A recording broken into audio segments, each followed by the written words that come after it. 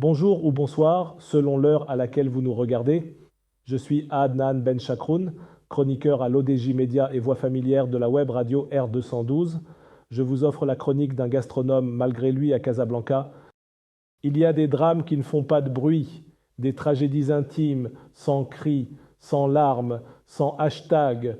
Le mien, par exemple, se joue dans les restaurants gastronomiques de Casablanca. C'est un drame feutré, silencieux, presque noble, celui de ne jamais comprendre ce qu'on commande. Tout commence avec une intention sincère, se faire plaisir, sortir du train-train, découvrir une expérience culinaire. Et là, en terrasse chic ou dans une salle tamisée, nappe blanche, verre qui teinte, assiette géométrique, serveur guindé, on vous tend la carte avec révérence comme s'il s'agissait d'un manuscrit ancien. Je l'ouvre. Ce moment devrait être un plaisir, mais moi, je sais que l'épreuve commence. Je la regarde, elle me regarde, et chaque ligne est une gifle à ma culture culinaire. Effeuillé de dorade en infusion d'hibiscus et croquant d'amarante noire, caresse de foie de volaille sur croustillant de polenta fumé, rêverie de pigeons désossés, écume de maïs torréfié et gelée d'argan. Je vous jure, on dirait les titres de poèmes expérimentaux. Chaque mot sonne chic, mystérieux, parfois même inquiétant. Et là, comme un acteur sans texte, je panique. Plus je lis, plus je doute. Ai-je vraiment grandi au Maroc? Ai-je manqué des cours de gastronomie postmoderne au lycée?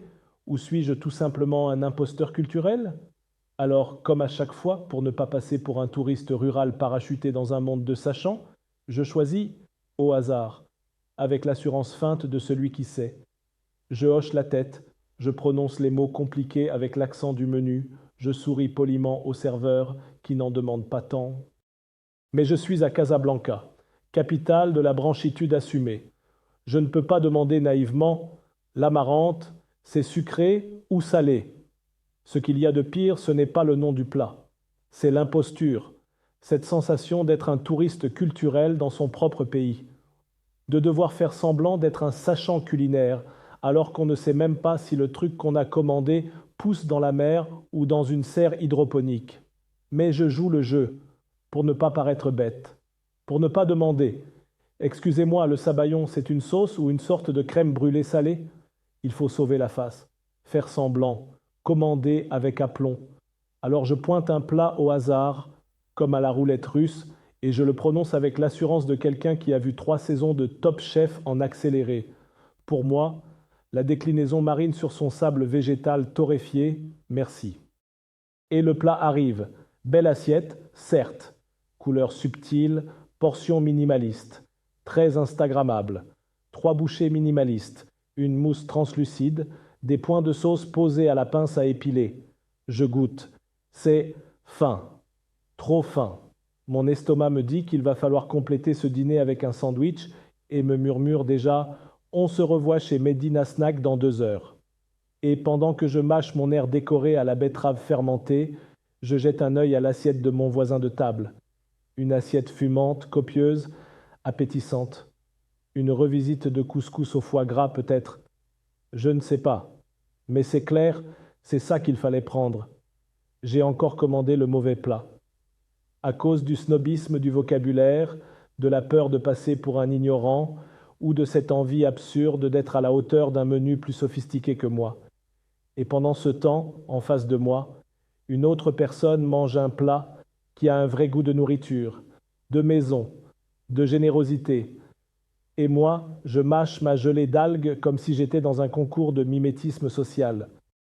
Je préfère faire un petit commentaire de connaisseur. Intéressant, vraiment. La texture, surtout très subtile. Subtile, oui. Tellement subtile que j'ai encore faim. Et comme à chaque fois, la soirée se termine dans une boulangerie ouverte tard, ou chez le vendeur de msemen au coin de la rue.